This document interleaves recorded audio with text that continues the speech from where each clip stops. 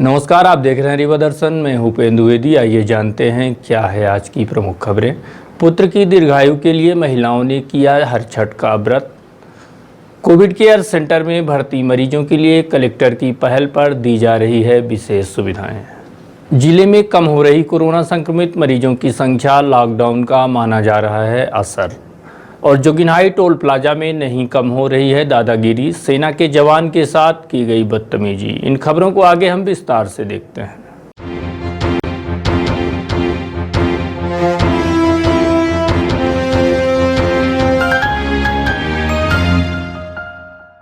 पुत्र की दीर्घायु के लिए महिलाओं ने किया हर छठ का व्रत व पूजा। भादौ मास की षष्ठी तिथि को हर छठ का व्रत मनाया जाता है। इस दिन माताएं अपने पुत्र के दीर्घायु एवं उसकी कुशलता के लिए यह व्रत बड़े ही भक्तिभाव के साथ करती हैं। इस व्रत को हलखष्ठी, हरछठ व ललही छठ के रूप में भी मनाया जाता है। ऐसा माना जाता है कि इस व्रत के करने से जहां संतानहीन को पुत्र की प्राप्ति होती है, वहीं जिनके संतान हैं उनके संतान की आयु, आरोग्य एवं ऐश्वर्य में वृद्धि होती है। इस व्रत को करने वाली महिलाएं पड़वा को जन्म देने वाली भैंस के दूध व दही के साथ महुआ को पलाश के पत्ते पर रखकर प्रसाद चढ़ाती हैं। फिर उसी प्रसाद को ग्रहण कर व्रत का समापन करती हैं। इस व्रत में गाय का दूध, दही वर्जित है। इस व्रत को करने वाली महिलाएं सुबह सभी कामों से निवृत्त होकर स्नान ध्यान करके नए व साफ सुथरे वस्त्र धारण करती हैं। फिर पूजा वाले स्थान को गोबर से लीप कर तालाब बनाती हैं। इस तालाब में झरवेरी, ताश और पलाश की टहनियों को बांधकर हर छठ बनाई जाती है। उसी को गाड़कर इसकी विधि विधान से पूजा की जाती है। ये हिंदू धर्म में ये जो त्यौहार है ये बहुत ज़्यादा महत्व रखता है, क्योंकि ये पुत्र की लंबी उम्र की कामना के लिए होता है और उनके स्वास्थ्य के लिए, परिवार में सुख शांति के लिए ये व्रत रहते हैं। और इस दिन भगवान कृष्ण ने उत्तरा का जो खंडित ग्रंथ था उसको पुनर्जीवित किया था। इसके लिए ये बहुत महत्वपूर्ण व्रत है और मुझे तो लगता है ये सब इसके को करना चाहिए। इस बार तो जितने भी त्यौहार हैं तो पता ही नहीं चला इस बार कि कैसे सारे त्यौहार निकल रहे हैं, क्योंकि सोशल डिस्टेंसिंग भी मेंटेन करना है और जो भी त्योहारों में सामान है वो उपलब्ध नहीं है, उससे भी दिक्कत तो होती है। तो ये सब तैयारी हम लोगों ने एक हफ्ते पहले की है और आगे आने वाले भी जो भी त्यौहार हैं उनमें भी हम लोग यही कोशिश करेंगे कि जो भी हो, जो घर पे उपलब्ध हो चीज़ें ज़्यादातर उन्हीं से काम चलाएं, क्योंकि ये बीमारी ऐसी है कि सबको ही बचना है। ये इसको हरछठ व्रत कहते हैं। इसको संतान के बाद मतलब संतान की उम्र को बढ़ाने के लिए किया जाता है और घर परिवार में सुख शांति रहती है इसको करने से। और इसमें इस समय जो कोरोना चल रहा है, इसमें हम लोगों ने यही कामना की है हरछठ मनाने से कि जैसे हमारे संतान की उम्र बढ़े, घर में सुख समृद्धि हो और कोरोना का विनाश हो। बरसात हो रही है, कड़ी धूप भी थी इसके पहले और बरसात में भी हम लोगों ने पूजा की और छठ महारानी पर इतना प्रसन्न है कि वो बारिश हो रही है उसकी वजह से। पुत्र की दीर्घायु के लिए ये पूजा की जाती है। ये इसमें शंकर, पार्वती, गणेश जी और कार्तिकेय जी की पूजा की जाती है। इसमें क्या है, राजा रहे, हर छठ की जो पूजा होती है, एक राजा रहे, सुभद्रा नाम का राजा, तो सुभद्रा नाम की रानी, उनके पुत्र वो पुत्र क्या वो लेके गए गंगा जी में। वो पुत्र जो है तो गंगा जी में गिर गया। फिर वहाँ से वो आकर के एक रही अपने जो उनकी रहती है उनके लड़का को भी लिए थे, उनको लेकर वो उसमें अग्नि में डाल दिया। फिर वही व्रत को ये उन्होंने कोई बताया, पंडित जी से पूछे कि इसका कारण क्या है, तो पंडित जी बताया कि इसको व्रत करने से साल भर में जब हर छठ आती है उस दिन पुत्र की प्राप्त होती है, इसलिए उस दिन से इसकी पुत्र की प्राप्ति के लिए इनको जो है तो हर षष्ठी का व्रत किया जाता है। शंकर पार्वती जी पूजा होती है, बहुत साफ सफाई से, कहीं पूजा नहीं, बस कुछ चुने जगह पर पूजा हुई है और ज़्यादा मतलब 4 लोग, 3 लोग, 2 लोग करके, जो कि पूजा तो बहुत होती रही, कम से कम 25-50 लोग पूजा करते हैं। इस बार जो है बहुत कम पूजा की है। हम खुद ही मना कर दिए लोग बागों के भाई अपने घर में पूजा कर लीजिए, भीड़ न लगवाई, अकेले के लिए पूजा। कोविड केयर सेंटर में भर्ती कोरोना संक्रमित मरीजों के लिए रीवा कलेक्टर इलैयाराजा टी की पहल पर बनाई जा रही है बेहतर व्यवस्थाएं। प्रधानमंत्री आवास योजना चिरौला मंदिर के समीप बनाए गए कोविड केयर सेंटर में साफ सफाई से लेकर खाने पीने के साथ बेहतर इलाज के भी इंतजाम किए जा रहे हैं। इतना ही नहीं, यहाँ पर रह रहे मरीजों के मनोरंजन के भी सभी इंतजाम किए गए हैं, जिसमें लोगों का समय आसानी से बीत सके। इसके अलावा सुरक्षा की दृष्टि से इस पूरे कैंपस को सीसीटीवी कैमरे से भी लैस किया गया है। वहीं मरीजों से उनके परिजनों को संपर्क कराने के लिए टेलीफोनिक व वीडियो कॉल की भी सुविधा मुहैया कराई जा रही है। पूरी दुनिया भर में लगातार तेजी के साथ पांव पसार रहे कोरोना संक्रमण ने लोगों को पूरी तरह से हलाकान कर दिया है। वहीं शासन प्रशासन स्तर पर इस महामारी से बचने हर इंतजाम किए जा रहे हैं, जिससे कि इस संकट से निजात मिल सके। इसके साथ ही कोरोना संक्रमित मरीज को हर संभव सुविधाएं दिए जाने की दिशा में भी विशेष प्रयास किए जा रहे हैं। खास करके Rewa collector doctor Ilaiyaraaja T का इस दिशा में सराहनीय प्रयास व कदम देखा जा रहा है। कलेक्टर श्री राजा ने सख्त निर्देश जारी कर कहा है कि कोरोना संक्रमण को देखते हुए किसी तरह की लापरवाही कतई बर्दाश्त नहीं की जाएगी। उसी के परिपालन में रीवा जिले में कोरोना संक्रमित मरीजों के लिए जो व्यवस्थाएं बनाई गई हैं वह वाकई काबिले तारीफ है। चाहे वह साफ सफाई का मामला हो या फिर खाने पीने की बात, या फिर संक्रमित मरीजों की अन्य सुख सुविधाओं के साथ साथ मनोरंजन का ध्यान। इसके अलावा मरीजों के परिजनों से बात करने के लिए वीडियो कॉलिंग समेत टेलीफोनिक सुविधा भी मुहैया कराई जा रही है। जिला प्रशासन द्वारा खाने के दिन के हिसाब से बाकायदा डाइट प्लान तैयार किया गया है, जिसमें सुबह के नाश्ते में पोहा, सूजी का हलवा, उपमा, दलिया, वेज सैंडविच या फिर भजिया दी जाती है। इसके साथ ही 1 अंडा, 2 केला और चाय भी दी जाती है। दोपहर के भोजन में 12 बजे थाली उपलब्ध कराई जाती है, जिसमें 6 रोटी, सब्जी, दाल, चावल, सलाद दिया जाता है। दोपहर के भोजन के साथ आयुर्वेदिक काढ़ा भी दिया जाता है।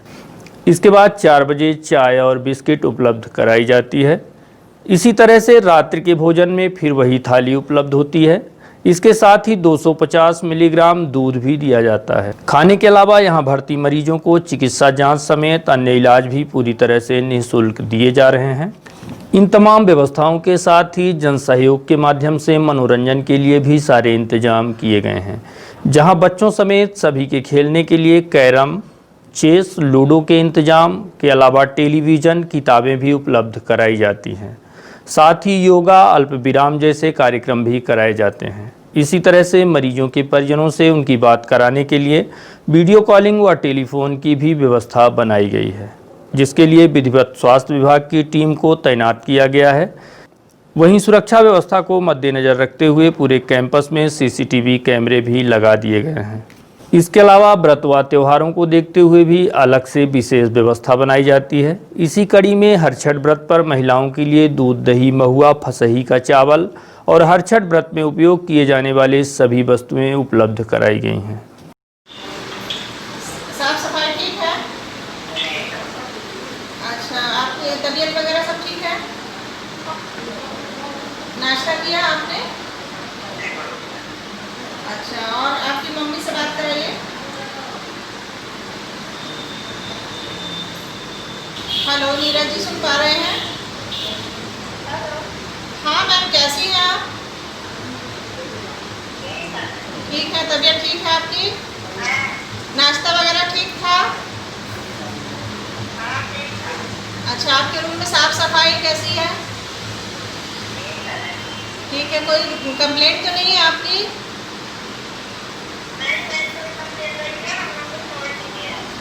छोड़ दें? हाँ, वो बिल्कुल वो डॉक्टर जैसे आपको क्लियर करेंगे, आपको छोड़ दिया जाएगा। अच्छा, आप लोग और कितने लोग हैं आपके रूम में? 7 लोग हैं। सभी आप लोग घर के हैं? अच्छा, और अगले व्यक्ति से बात कराइए। अगला कौन है?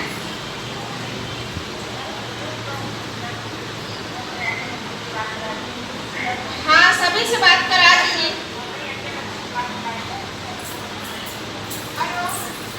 हाँ मैम, नाम बताएं। मेरा नाम दुर्गेश नंदिनी। कैसी हैं आप?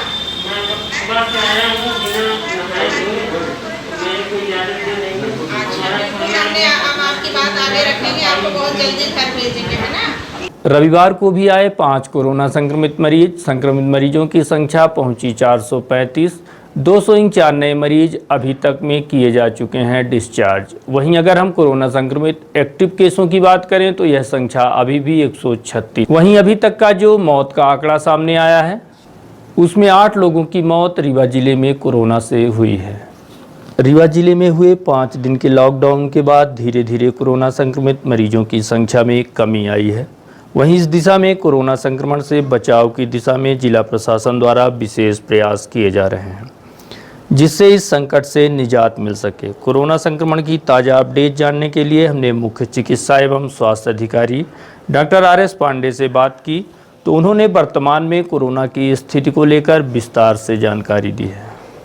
कल सुबह से आज सुबह तक का टोटल 430 हैं और 25 केस हमारे डिस्चार्ज हुए हैं कल। और इस तरह से हमारे टोटल डिस्चार्ज जिसको अपन रिकवर कहते हैं 291 हुए हैं। और एक्टिव केस जो हम कह रहे हैं जो हमारे पास अभी अस्पतालों में उपचाररत है वो 131 हैं। 131 केसेस हमारे एक्टिव केस कहलाते हैं। इसके बाद अभी हमारे पास आज सुबह के बाद 8 बजे के बाद 5 केस और पॉजिटिव पाए गए हैं और उनको अस्पताल ला करके उनका उपचार करने के लिए व्यवस्था पूरी की जा रही है।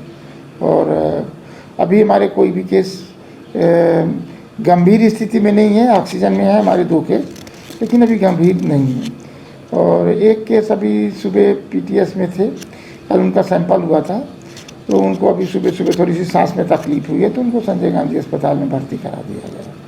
वहाँ पर वो अभी उपचाररत है, ऑक्सीजन पर चल। हाँ, ये जानकारी हमें भी प्राप्त हुई है, लेकिन वो हमारे पास जो मौतों का आंकड़ा आता है वो पॉजिटिव केसेस का आंकड़ा ही अभी हम इसमें ऐड कर रहे हैं।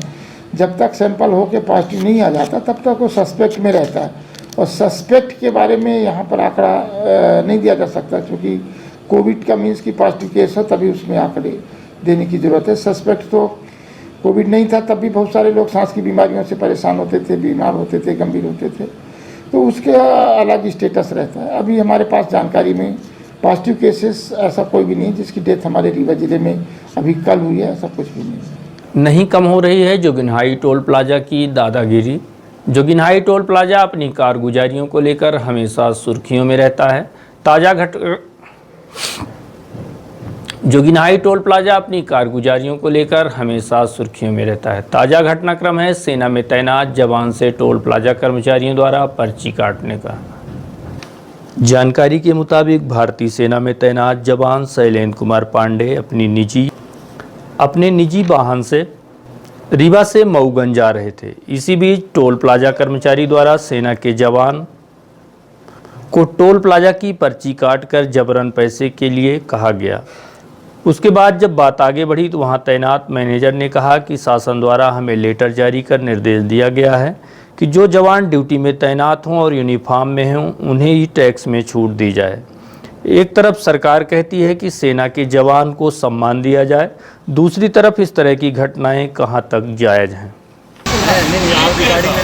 आप पास में थोड़ा आ जाइए और पास में आ जाइए। एज पर NHI के रूल के हिसाब से है जो हमारे गजट में है वो ऑन ड्यूटी है, सिर्फ मोमेंट ऑर्डर है, ऑन ड्यूटी गवर्नमेंट व्हीकल, एक यूनिफॉर्म। अगर आप पर्सनल व्हीकल में जा रहे हैं तो ये आपको होना ज़रूरी है। अगर इसमें आप नहीं है तो एग्जाम्पशन में स्टडी नहीं है।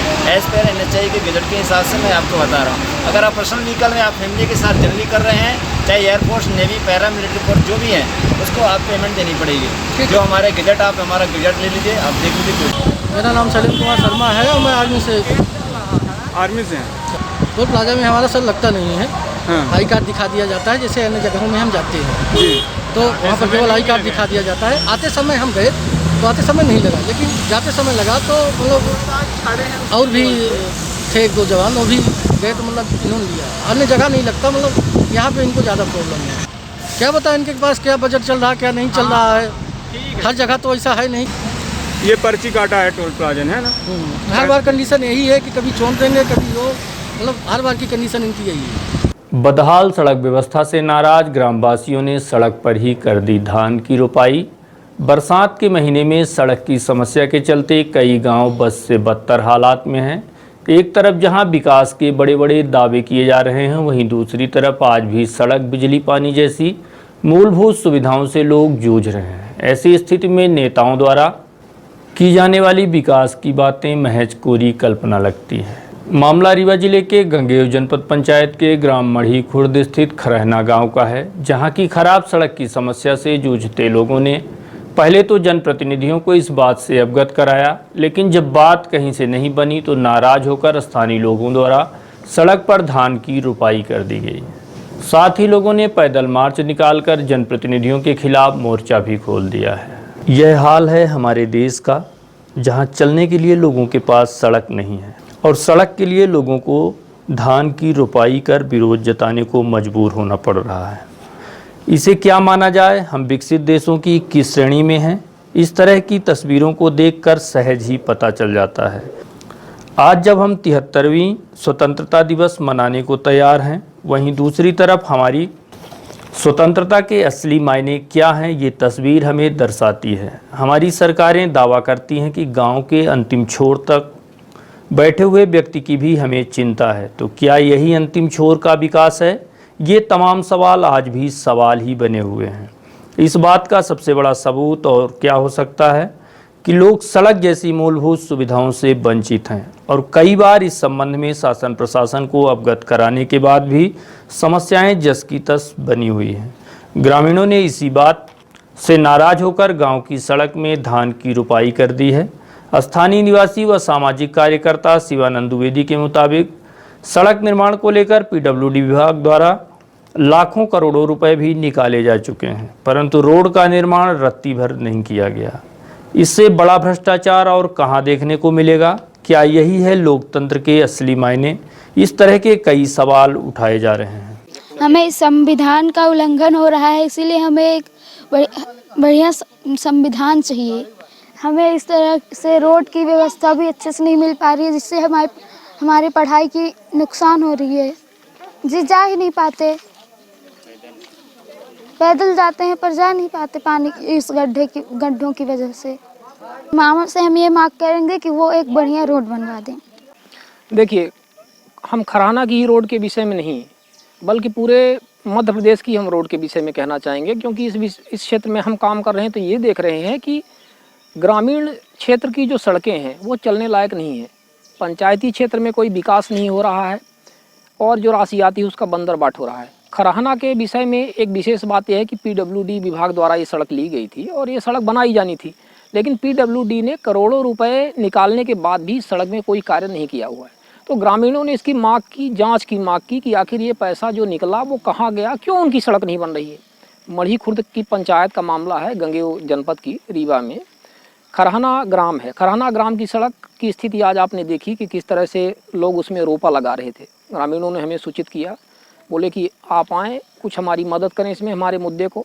तो एक सामाजिक क्षेत्र में कार्य करने के नाते मैं ये कहना चाहूँगा कि जो संविधान का अनुच्छेद 14 है उसका ये सरासर उल्लंघन है, क्योंकि राइट ऑफ इक्वलिटी, समानता का जो अधिकार है उसमें बिना किसी जाति, बिना किसी लिंग भेद, बिना किसी जन्म स्थान की व्यक्ति ग्राम में पैदा हुआ है कि शहर में पैदा हुआ है, छोटी जगह पैदा हुआ कि बड़ी जगह पे पैदा, किसी बिना भेदभाव के सबको समान रूप से अधिकार प्राप्त हैं। तो आखिर सरकार ने शहरी, कारपोरेट और ग्रामीण पिछड़े को बांट करके क्यों रखा हुआ है? तो सबसे बड़ा ये संविधान का उल्लंघन है। आज 72 साल बाद भी लोगों को सड़क नहीं मिल पाई है चलने योग्य, तो ये बहुत बड़ा एक ट्रेजेडी है, बहुत बड़ा डिजास्टर है। सरकार को इस विषय में सोचना चाहिए। ग्रामीणों ने वही आक्रोश दर्ज की।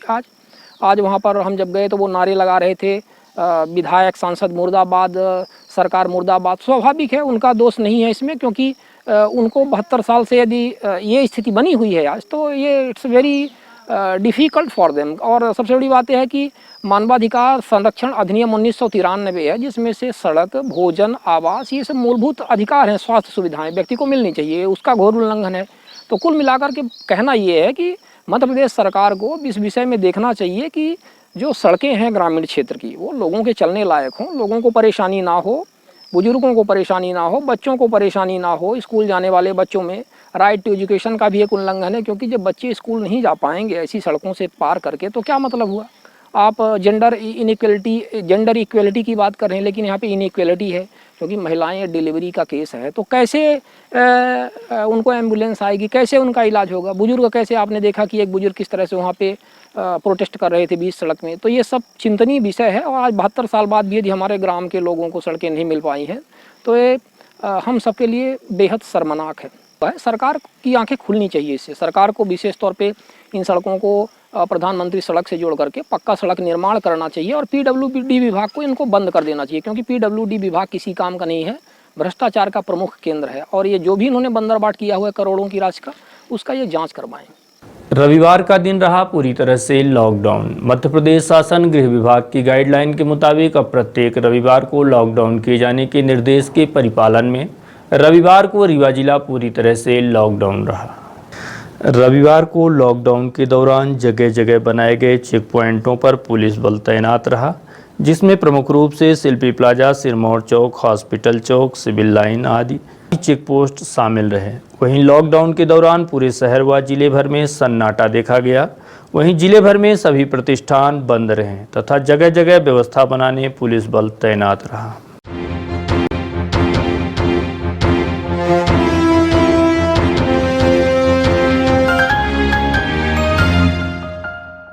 और अब चलने से पहले आज की प्रमुख खबरें एक बार फिर। पुत्र की दीर्घायु के लिए महिलाओं ने किया हर छठ का व्रत। कोविड केयर सेंटर में भर्ती मरीजों के लिए कलेक्टर की पहल पर दी जा रही है विशेष सुविधाएं। जिले में कम हो रही कोरोना संक्रमित मरीजों की संख्या लॉकडाउन का माना जा रहा है असर। और जुगनहाई टोल प्लाजा में नहीं कम हो रही दादागिरी, सेना के जवान के साथ की गई बदतमीजी। तो ये थी आज की प्रमुख खबरें। देखते रहिए रीवा दर्शन। दीजिए हमें इजाज़त। नमस्कार।